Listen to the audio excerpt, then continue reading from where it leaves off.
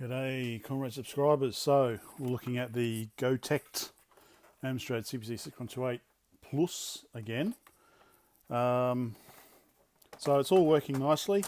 I'm still trying to figure out whether I like this one or the 464 Plus better. I like having cassette built in because you can still buy games on cassette if you want to do old school. This doesn't actually have, like the 6128 has a cassette interface, but this one doesn't really. So that's something I'm going to look at. No doubt someone's already done something to add in a cassette interface. So I might have a look at that, but that's not what this video is about. So we've added the Gotek in part 1, and we now have the spare 3-inch floppy drive that we've taken out. So on the 6128 Plus, we've got a Centronics style interface, 36-pin female for the second floppy drive. So that obviously would be the ideal kind of connection. But obviously we just don't want this floating around. So I did find, I was scratching through, and looks like I do actually have a case, I don't drop it, that looks to be pretty much almost perfect. If I remove the cage, so the cage is basically here just to give it to connect to vertical posts. If I remove the cage, then I've got these basically horizontal posts there. And if I look at the front, it's pretty much fits. It's perfect. It's almost perfect. So what I would do is probably mount it up the top here, and then just chop half of this off, and then basically I can't put it in, but you can see here that it fits pretty much like a glove. So I take the frame off, and then I just screw it in up there, and then at the bottom we would have the power and the floppy interface.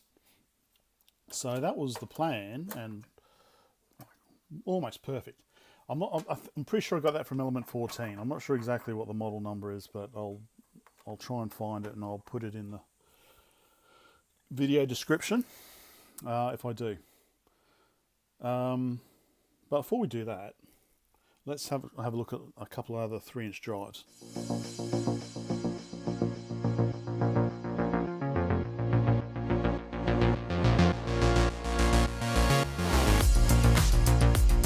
Okay, so that's the 6128 Plus drive. This is a 6128 drive, and this is a DD1 or FD1, I guess, depending on whether it's on the 464 or the 6128. So it's got its built-in AC to DC converter. So my understanding is, well, basically what I'm mainly concerned about is the power supply. So these two require 5 volts and 12 volts, whereas the 6128 Plus is 5 volt only. So it makes it simpler to power. I can just, depending on the requirements, I might even be able to power it off USB, but I'm just planning to cook this up to a 2.1mm DC socket. So that simplifies things. Yeah, so the other thing is I could use this and then just create a cable, ribbon cable from here to the Centronics interface and use this. But I want to try and reuse this one. So, and this is pretty big and bulky. So let's concentrate on that. Okay, little drink.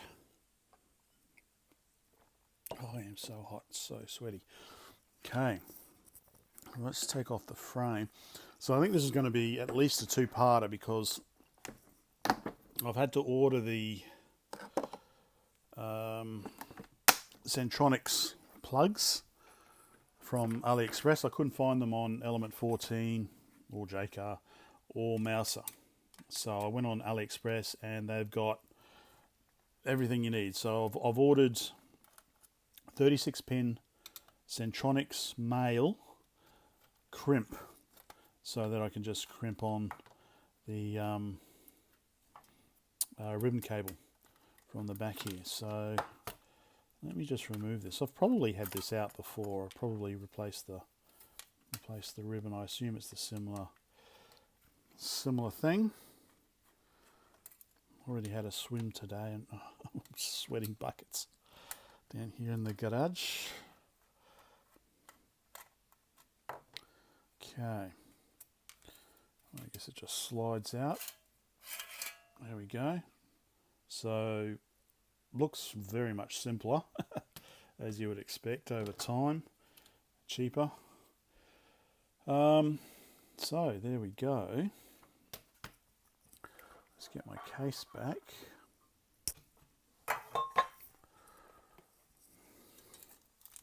Be much easier. Still haven't been able to find my Dremel. So the idea is pretty much have it sit at the top there. So that should give me a bit of room at the back to, better if I can chop, yeah. So chop that front off, and then that should give me a little bit of room at the back here to run a ribbon cable. I'm thinking maybe run a ribbon cable up the top, maybe have a little cutout at the top here. Ribbon cable comes out to the Centronics plug, and then have this power here come down to a 2.1mm socket here, I'm thinking. And then I guess that goes towards the back, doesn't it? So in here, basically be like that. Pretty much perfect. Just need to figure out where to drill the holes.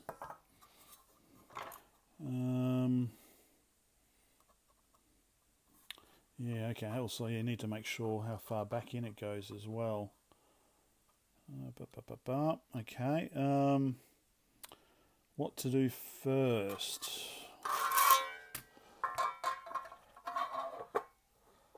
So that goes like that. Okay, so there is. All right, let me. Oh, so hot. Let me fiddle around with this, and so I think obviously it would be good to maybe have it attached to this top piece first, perhaps. Yeah. All right. Let me try and see if I can figure out where to drill these holes. I think I'll cut it about there. So I stuck that on top.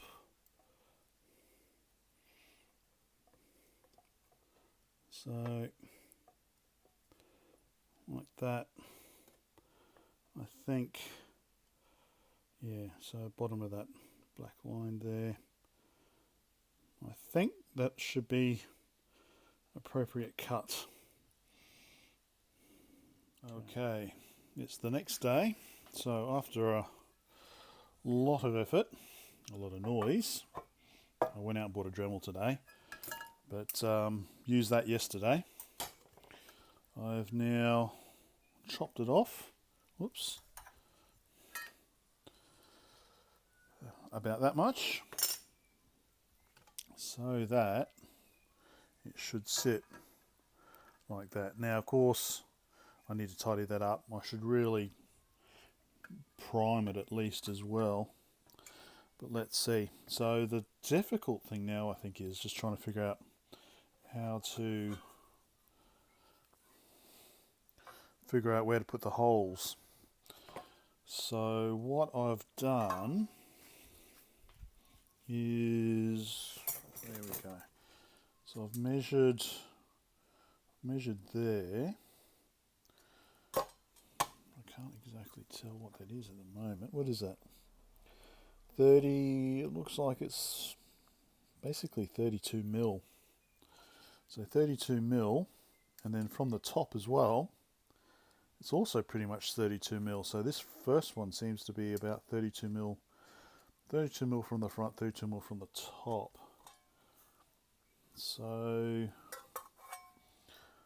that's where the front is, so that's 32mm in, so then it should also be basically 32mm from the top, and that should be my first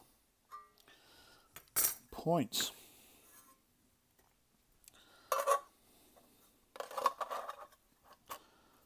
Like so, something like that. So, yep, let's see. Alright, after 2 pilot holes, I finally got the right spot. So I'm hoping I can just reproduce it on the other side,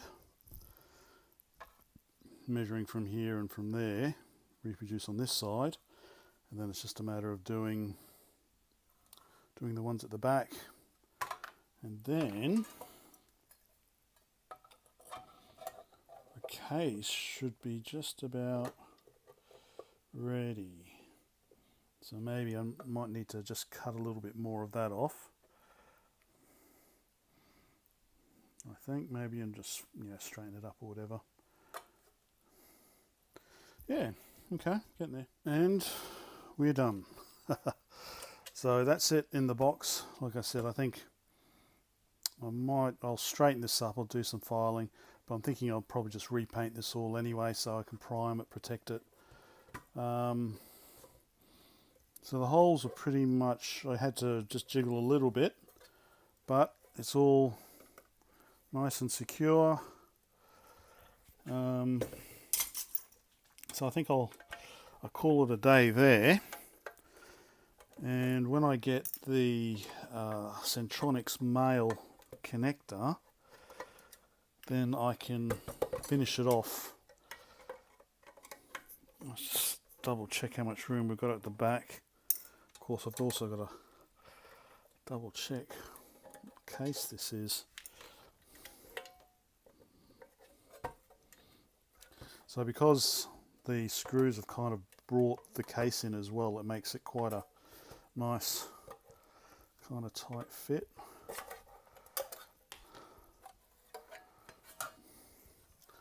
So that's where the back is there. So I think that's pretty much enough space there to, should be enough space there. Just sweating buckets. Because yeah, the back is pretty much flush, so I reckon yeah, there's enough space. So probably run socket down to here, and then maybe ribbon cable just through the top, just cut away a little bit up the top there. There we go. It started. It's on its way. All right. Have a break, and then I'll go back and start looking at something else. Bye for now.